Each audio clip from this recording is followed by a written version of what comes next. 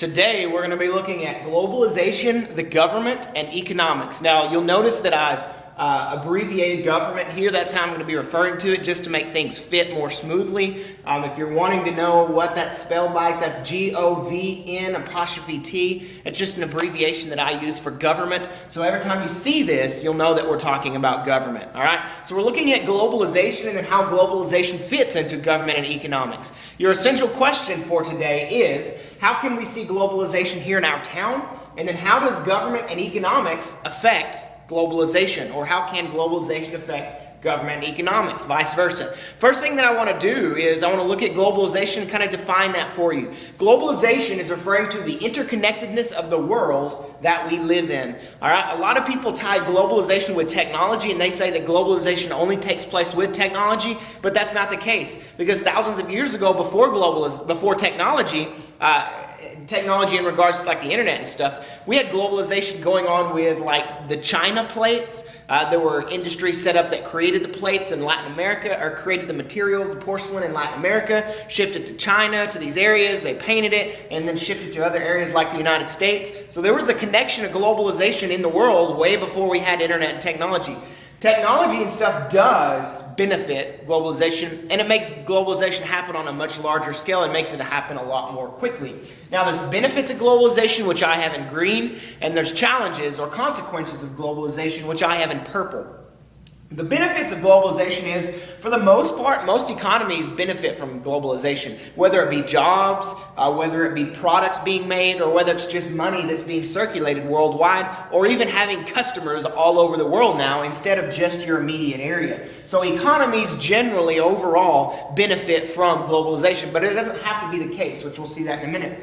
Technology and new ideas can be shared more easily because of globalization. If we come up with a groundbreaking cure for cancer, then that could be shared very quickly because of globalization. It can go worldwide in a matter of minutes because of the connectivity, the interconnectedness that we have from technology, but because of globalization. So there's a lot of good things that go along with globalization. It makes our world a safer and more healthy place to live in, but there's also some challenges. I don't want you to think that it's all good things from globalization. The first is loss of culture. A lot of times what you have is, because of this influx of globalization, an influx of like the American culture in places, a lot of specific places just start to look more like America. Their culture kind of fades away. For example, in France, their government actually has policies in place where there's so many movies that can be shown that aren't French-made movies. The government will specifically sponsor French theater companies and French movie producers so that they will produce movies that deal with French culture instead of just the American culture being influxed with their movies.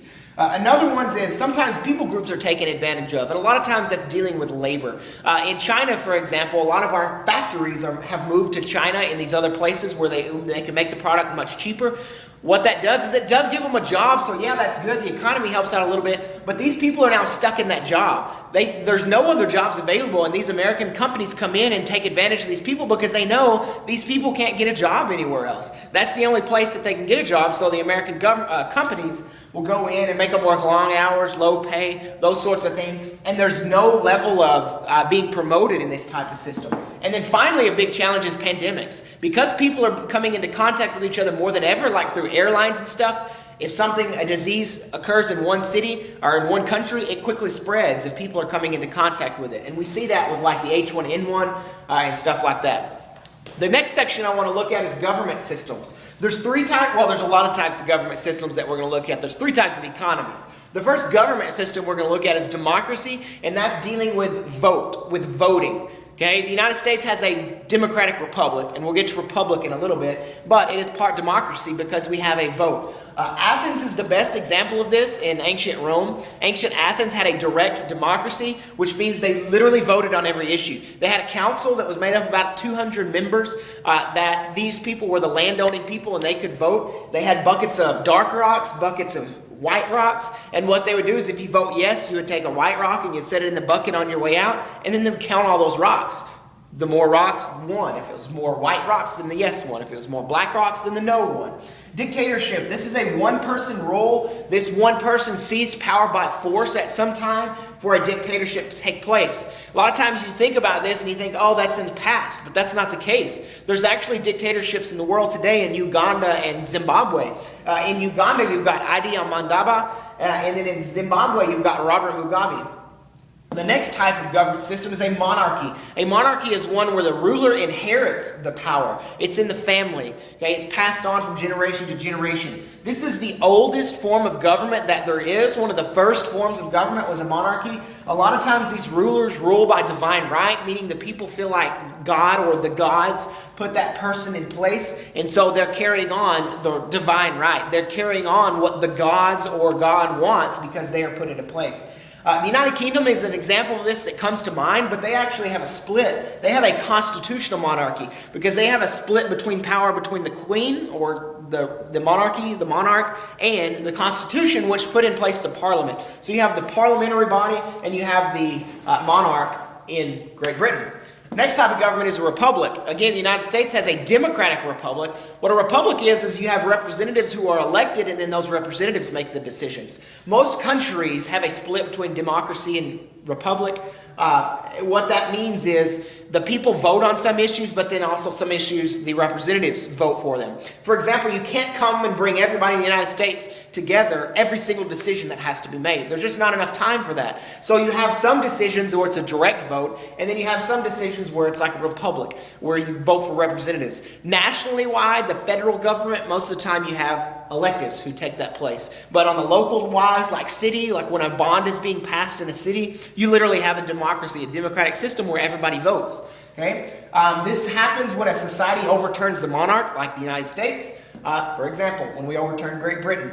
Next type of government system is a theocracy. A theocracy is where there's absolutely no separation between the church and the state. The religion actually runs the government in this type of situation. And we have that example in Iran. In Iran, you have a supreme ruler who's in charge that leads the government and has the religious supporting.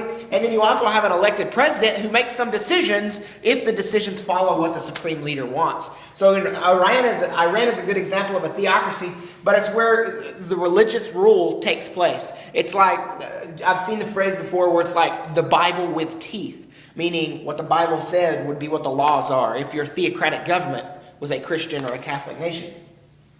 Next type of government system that we're going to look at is totalitarian. Easy way to remember that is total control. Absolute power, total control. The leaders rule by fear, meaning the people are afraid to speak out against the government because a lot of times they're done with if they do speak out against the government. Some example of that is Hitler's Nazi Germany, the Soviet Union when it was former Soviet Union, and then right now North Korea, a totalitarian dictatorship is set up. Now, moving on to the last section that we're going to look at is economics. There's three types of economic systems. You have the free enterprise, or also known as the free market, where the government has absolutely no control in the economy. They leave the economy to the people. On the far end of that, you have a command economy, a communist system, same thing. Okay, where the government has 100% control. And then right in the middle, you have socialism, where it's kind of 50-50. Government has some control, people have some control. The people can own some land, the government owns some land. A lot of times in socialism, people can own businesses as long as they don't get too big. Once they get so big with so many workers, employees, then the government owns that business. That's a socialist system. It's put right in the middle. I've got a scale set up here. It's important for you to kind of recognize where countries fall on the economic spectrum. That's what this is called, the economic spectrum. On the far left of 100% government control, you got North Korea and the former Soviet Union. In between socialism and the command economy, you have China, Cuba, Russia. Right now, China's inching more and more towards this direction. Right in the middle, socialism, you got Sweden, the Netherlands, and Finland, kind of the Nordic Peninsula up there. In between socialism and the free market system, you have the United States, Great Britain, and France. Unfortunately, right now, the United States is inching more and more towards the left. And then on the far right, you have a little small country known as Monaco, where the government totally turns its back on the economy and says, the people, you make the decisions. What you have, before I move on, what you have in a free market system is you have supply and demand. So if there's a need for something, then that will be what runs the economy. the idea of the free market is that the government doesn't need to control the economy because supply and demand will take place. When there's a demand for something, the supply will meet that. Some corporation will come in and create something that will meet that demand so that they can make money. In a socialist system, and especially a command economy, the government says, okay, Walmart, you're selling bread today and nothing else. They make those decisions. The government, people make those decisions.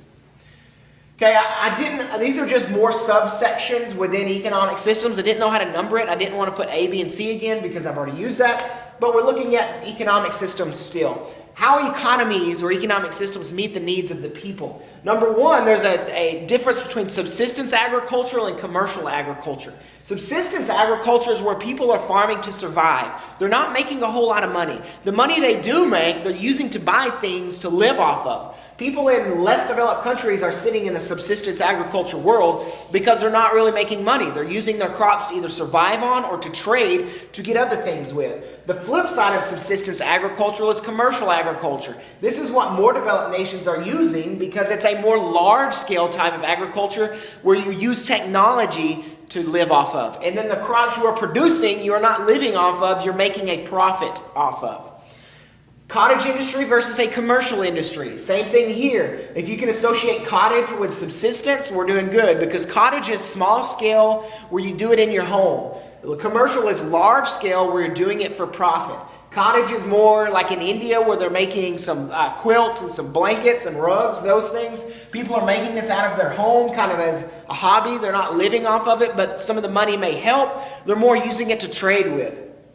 The next thing that we're going to look at is I'm going to actually identify the 4 types of economic activities. There's primary, secondary, tertiary, and quaternary. You need to associate those with numbers. Primary economic systems are talking about economic systems that rely totally on the natural resources. It's dealing with getting those resources out of the actual ground. Less developed worlds, this is where most of their workers are. The next type of economic activity is secondary. This is where you are adding value to that natural resource. A lot of the newly industrialized and still less developed nations have a lot of workers here. The next economic system is tertiary. This is the service industry. This is where you're dealing with industries that deal with people. Doctors, lawyers, nurses, teachers, dealing with people. You're not creating anything or using natural resources. This is where most of the more developed world is. This is where their jobs are located. The last type of economic system is quaternary, fourth. This is where the professionals are, the high-end jobs, and this is where the more developed nations are sitting. Now, I've kind of got an example here for you. The primary economic activity of the paper industry would be the trees actually being harvested out of the ground. The secondary would be the trees being made into paper. The tertiary would be the paper actually being sold at Walmart. And then the quaternary aspect of the paper industry would be actually doing the research to figure out maybe how to make paper more efficiently, maybe how to save paper. That's dealing with the quaternary. Now, dealing with changes in locations, I've got a couple of things. Environmental changes could affect where economies are set up, could affect where these type of systems are placed, such as your location close to water, your location close to transportation systems, maybe your location next to natural resources. Maybe if that resource is depleted, people will move, or these economic systems will move because of that.